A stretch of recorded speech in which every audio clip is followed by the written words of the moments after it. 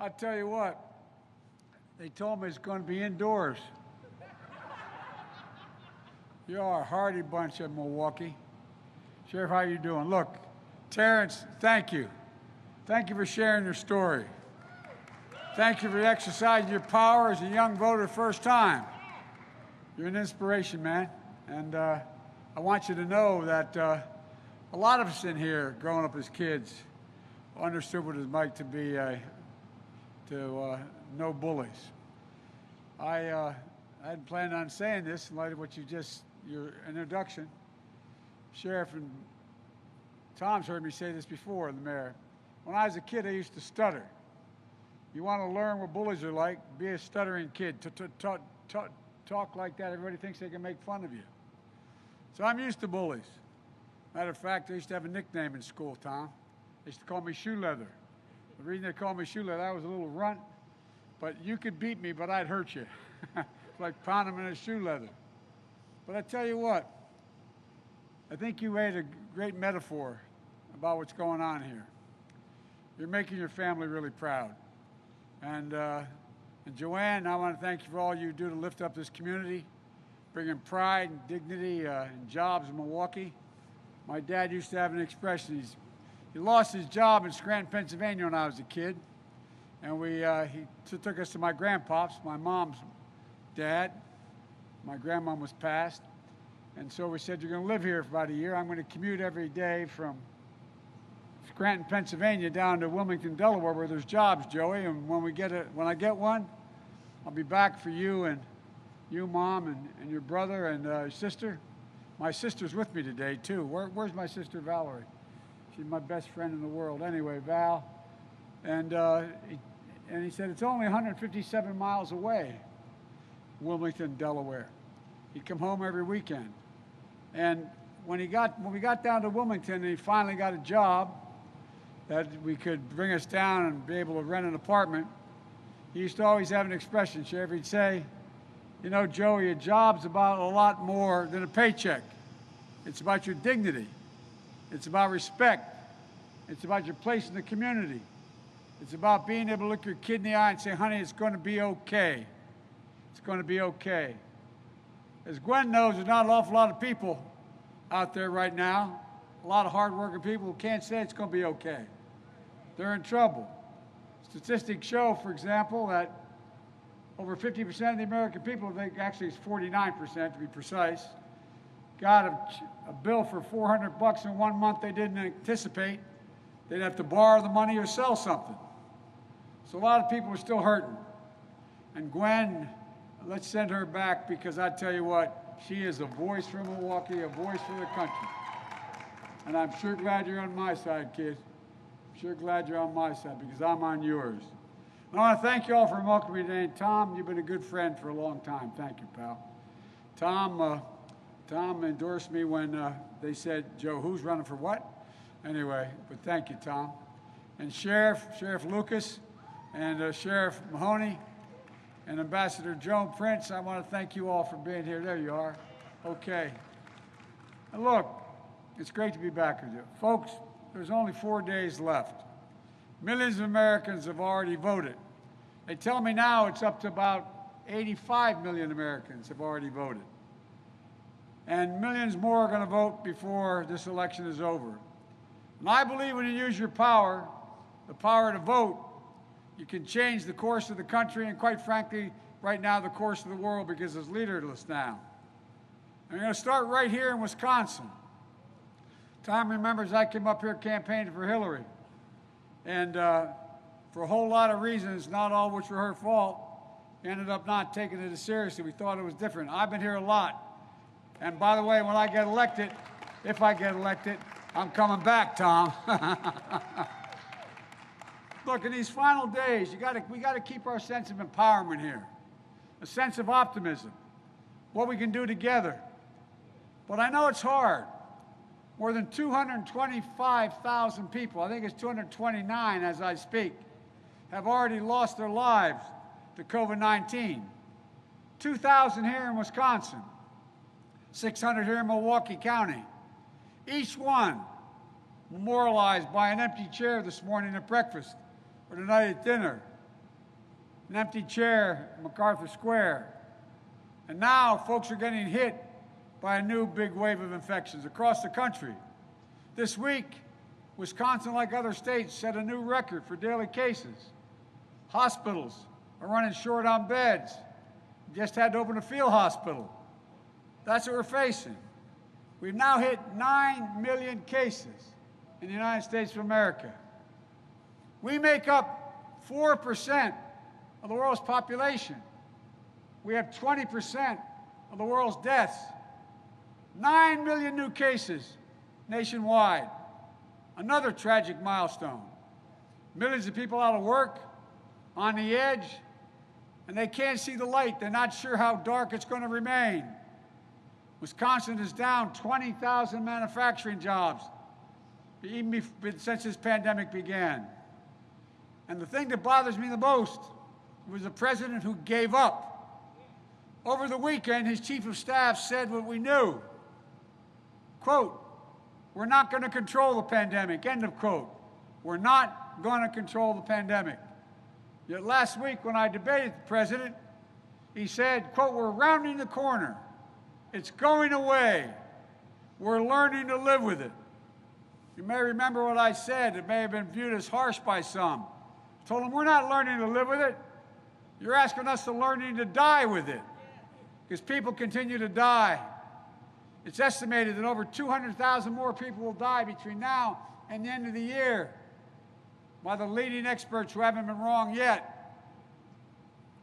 You know, did you hear what he said today?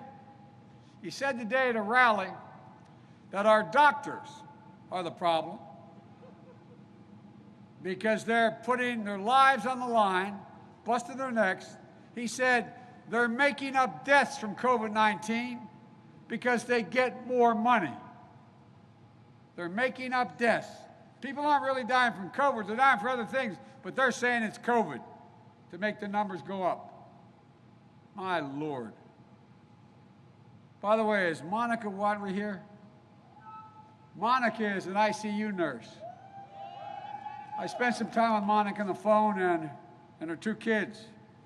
And Monica told me what my son-in-law, who's a doc in Philly, told me when this all began.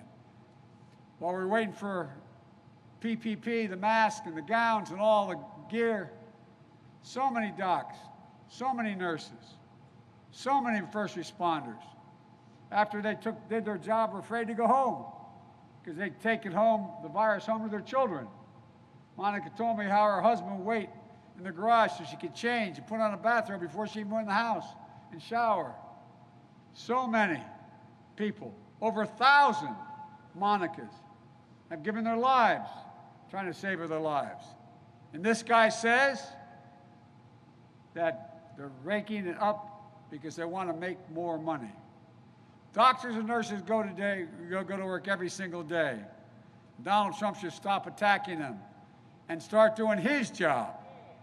This is the same man who told us when he was told about 4 weeks ago, 3-4 weeks ago, that we were losing 1,000 lives a day. Remember what he said? He said, "It is what it is." Isn't that useful? It is what it is. Well, it is what it is because he is who he is.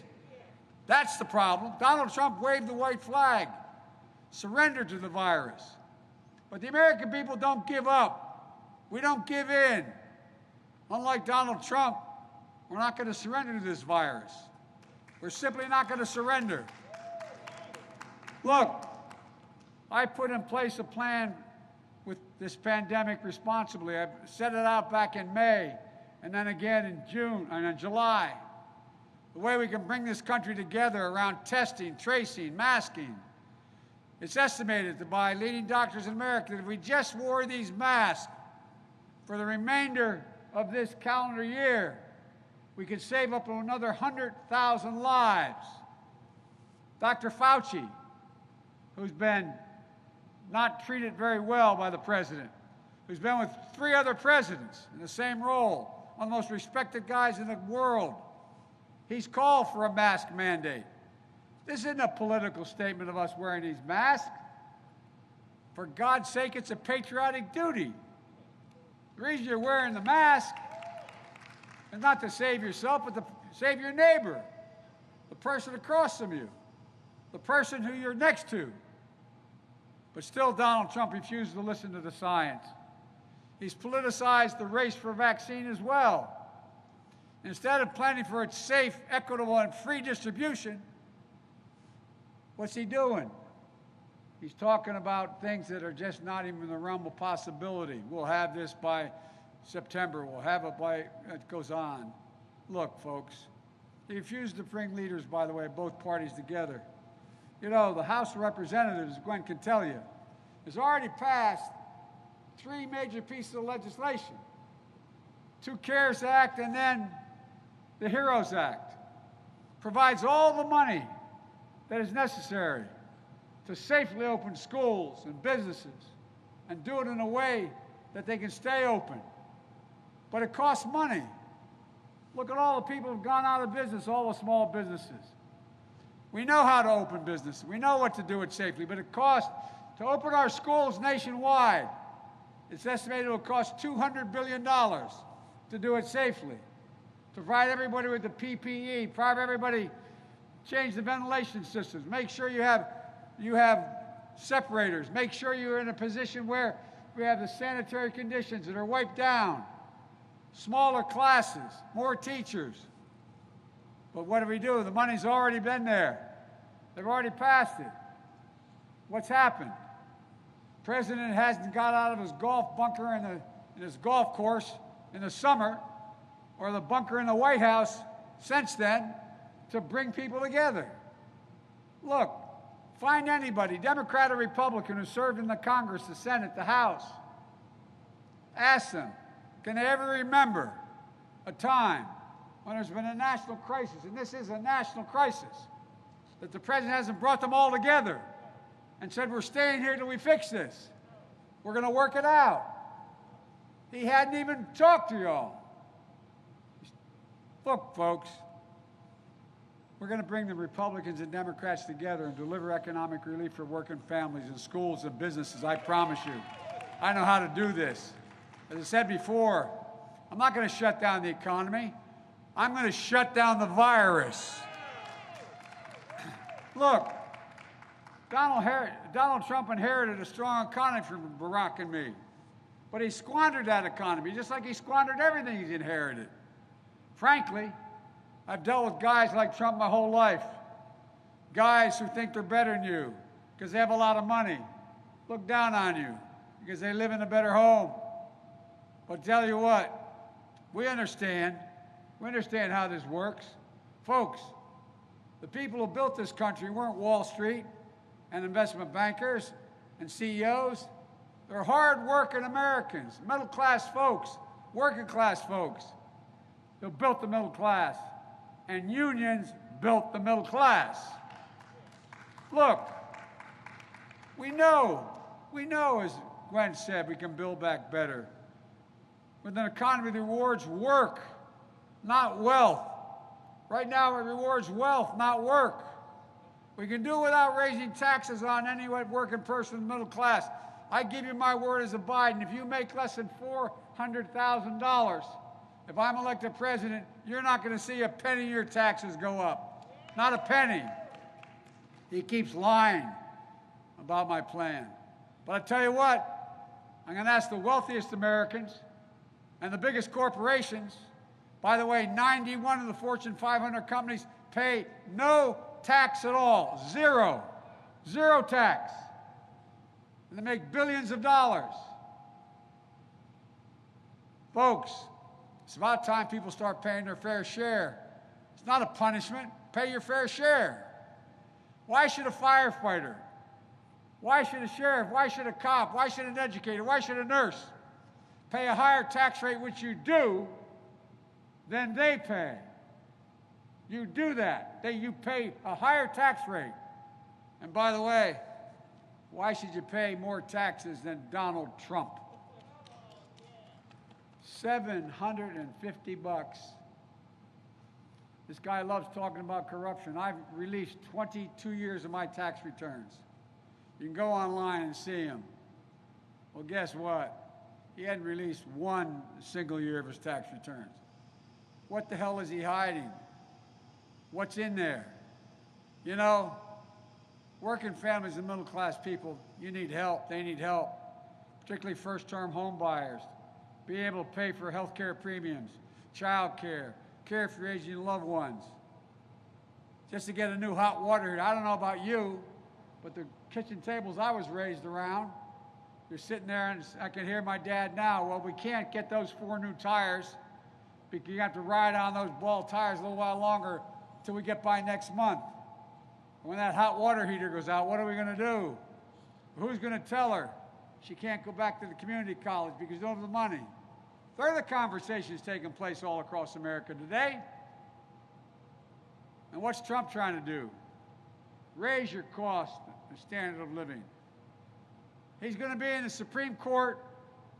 Even if we win, he'll still be in the Supreme Court in 9 days or 10 days, asking the Supreme Court with their new justice, who was put on the court for the purpose of destroying the Affordable Care Act, to rip it out root and branch, eliminate it all.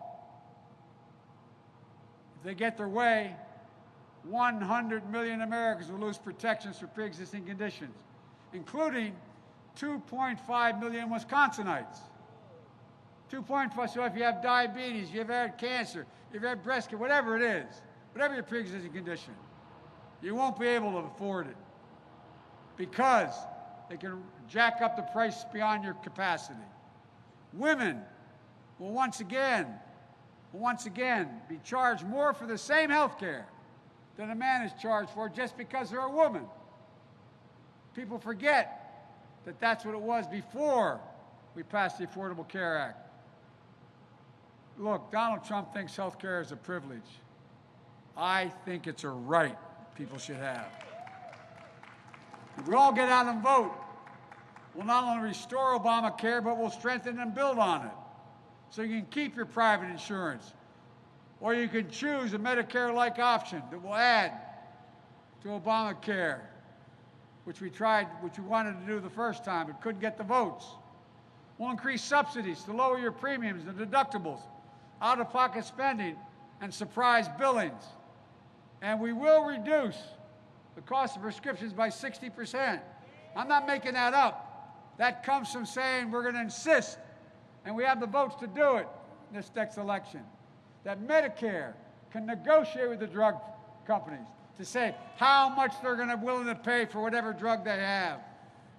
Look, folks, we're going to make sure we keep the protections for people with pre-existing conditions. Meanwhile, Social Security, the actuary of Social Security has said, if Donald Trump gets reelected, he says he's going to change Social Security. Based on the change he wants to make, the actuary at Social Security said Social Security will be bankrupt by 2023. I'm not making this stuff up. It's real. Folks, I'm going to protect Social Security, Medicare, and Medicaid. And guess what? He's not going to be able to do it because we're going to win this election. Look, let's not forget how weak Donald Trump has been and chaotic. He talks about trade policy. My God, what a disaster he's been. Trump's trade policy has decimated, devastated the Wisconsin dairy industry. In 2017 to 2019, Wisconsin lost 15% of its dairy farms. And last year, Wisconsin lost more dairy farms than any state in the nation. Since the start of the trade war, Wisconsin has seen mass layoffs surge by 25%. And even before COVID hit, Wisconsin saw big declines in manufacturing jobs. After Trump rolled out his irresponsible tax giveaways, Harley-Davidson slashed 800 manufacturing jobs, repurchased almost $700 million of his own stock so the corporate heads could make a lot more money, and none of it went to the employees, and then shifted some of his production overseas. So much for helping. Look, my policies, right now, by the way, the deficit with China is higher than it was in our administration. Look, at the end of the Trump tax loopholes that incentivize companies to ship jobs overseas, these new laws that just got passed for real, adds 10%. I'm going to add a 10% surtax to any company that ships jobs overseas. And companies that invest in strengthening American manufacturing or bring jobs back home, I'm going to offer a 10% tax credit. And by the way, the President of the United States awards over $600 billion in contracts a year for our military, for all the things we build, federal buildings. Well, it's not a violation of any trade law. No one's done it, but I promise you I'm going to do it. Not a single solitary contract will be awarded unless all the products used by that contractor are made in America. All of them. Right here in America. And by the way, when I talk about my economic plan, it's not some liberal think tank that talks about how good it is. Moody's, a Wall Street major firm, has pointed out, after looking at my plan for an economy and his, that we will create 18.6 million jobs under the Biden plan. $1 trillion more in GDP than Trump. Folks, look, the fact is that we're now in a situation where this president is in a position that he doesn't know what he's doing. If you notice what Donald Trump has spent a lot of time doing, he spent a lot of time rolling out irresponsible corporate tax cuts in the meantime. Do you realize that during this pandemic, the billionaires in America, billionaires, they're all listed, have made over $300 billion more? $300 billion more? How about you guys? Y'all doing great, right? You got all that money. Look, folks, we're in a situation where the president now finds himself, the thing that bothers me most about all he's done is the way he talks about our military being suckers and losers. Think about this. A lot of you women and men served in the military. A lot of Wisconsinites served. My son, Bo, gave up the Attorney General's job in the state of Delaware to volunteer to go to Iraq for a year. He won the Bronze Star, the Conspicuous Service Medal. He came home with cancer after being near burn. He came home anyway. He's given months to live. And guess what? He wasn't a loser.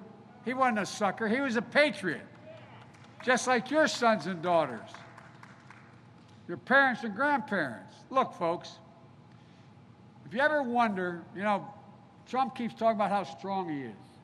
He's strong, and the rest of the nations listen to him. Everybody's afraid of him. Well, let me tell you what. He's the first president I'm aware of in American history that 6 generals, including his former chief of staff, 6 of them left, resigned, and said he wasn't fit to be commander-in-chief. General Stanley McChrystal, Special Operations Commander. He's the guy that oversaw the bin Laden raid. Bill McGraven. And 22 he oversaw. He was the SEAL. He headed up the SEALs. And 22 4-stars have endorsed me, saying they trust me to be the next commander-in-chief of the United States military. Folks, it's about respect. It's about support. And that's why the Military Times, which the staff tried to wipe out, Military Times just wrote an article saying more active duty troops support Biden than Trump. So much for the guy who talks about what a tough guy is and why everybody listens to him. Look, that's why we have to support the military, and we have to make sure we considerably invest more, which don't have to take the time to talk to you tonight about, but invest significantly more in dealing with the Veterans Administration. And while Donald Trump fails to condemn white supremacy, we can vote to deliver racial justice. Folks, a season of protest has broken out all over this nation. And protesting is not burning and looting and violence, and it must never be tolerated. It won't. That's not protesting. But those protests are cries for justice. the names of George Floyd, Breonna Taylor, Jacob Blake. They're not going to soon be forgotten. Not by me, not by us, not by this country. We have to vote to meet the challenge of climate crisis as well. More frequent extreme weather. Literally, the planet's at stake. We're told the number of years before it's irreversible is getting narrower and narrower. The West is on fire. More forest land has been burned to the ground than the entire square miles of Rhode Island and Connecticut combined. The Midwest is flooding. Here in Wisconsin, extreme weather incurs big costs for your infrastructure. Lake Michigan set a record high this past January. In the South and the East, hurricanes are more severe. Oceans are rising. My state's only 3 feet above sea level, literally. People are worried what happens if we don't change this. Folks, Donald Trump thinks that when he says climate change, he says hoax. Well, this stable genius, as he calls himself, also thinks that wind power causes cancer. The way to stop hurricanes coming across the warm Atlantic from Africa is to maybe drop a nuclear bomb on them. The same stable genius said the problem we had in the Revolutionary War, we didn't have enough airports in the Revolutionary War. God save the, anyway. Look, when I hear climate change, I think the health of our children, the security of the planet, and I also think it creates jobs. Jobs here in Wisconsin, all across the country. Folks, combating climate change means saving the planet, protecting our health, and creating millions of good-paying jobs, union jobs, right here in Milwaukee and all across America. We can change the path we're on, but we have to act now because we can't afford 4 more years of Donald Trump. This election, I promise you, is going to hit, your grandkids are going to write about how it set the path for at least a generation here in America. You know, in 2008 and 2012, we came to you all, Barack and me, and we asked for your help. You helped us. And each day we were in office, we worked for you and the entire country. I'm going to do that again. My 2020 campaign is a broad coalition. We welcome Democrats and Republicans and independents. I'm running as a proud Democrat, but I'm going to govern as an American president. There will be no blue states or red states, just the United States. I'll work as hard for those who vote against me as those who voted for me, because that's what a president is supposed to do. The duty to care, the duty to care for everyone. Look, you too have a sacred duty to vote. It matters. Wisconsin matters. So if you haven't already, and most of you probably have, make a plan, vote. Get out to vote. If you've already voted, get your mom, dad, brother, sister, neighbor. Get them to vote. Go to iwillvote.com/WI. You've got to get it done to make sure everyone knows where to vote, when to vote. Look, a press article yesterday, speaking of Donald Trump, 2 days ago actually, said, and I quote, "Never before in modern presidential politics has a candidate been so reliant on wide-scale efforts to depress the vote as Donald Trump." So let's be careful here. Guess what? He's not going to be able to stop us. Not at all. As I said, he'll not silence the over 85 million people who have already voted. They've had enough. People are coming out in droves, waiting 3, 4, 5, 6 hours in other states just to vote. Let me conclude by saying I'll never forget the phrase used by President Kennedy when he decided to send us to the moon, get to the moon.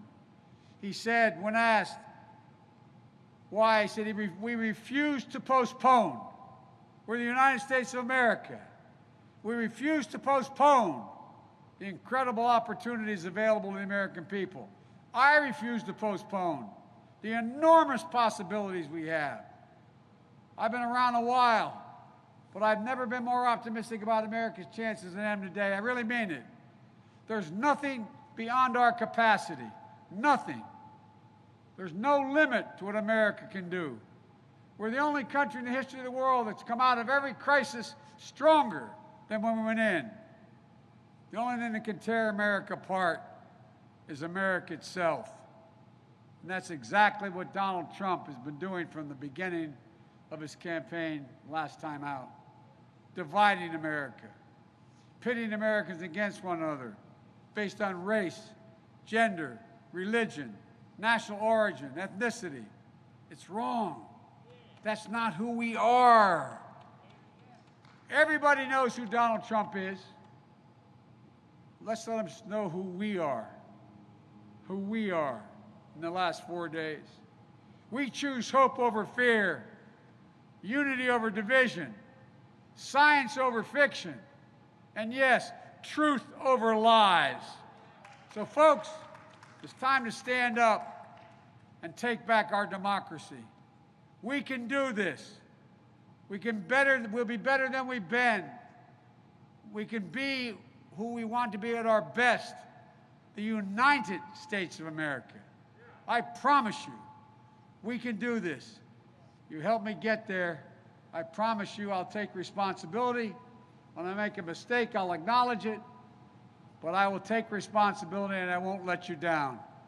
God bless you all and may God protect our troops. Thank you for your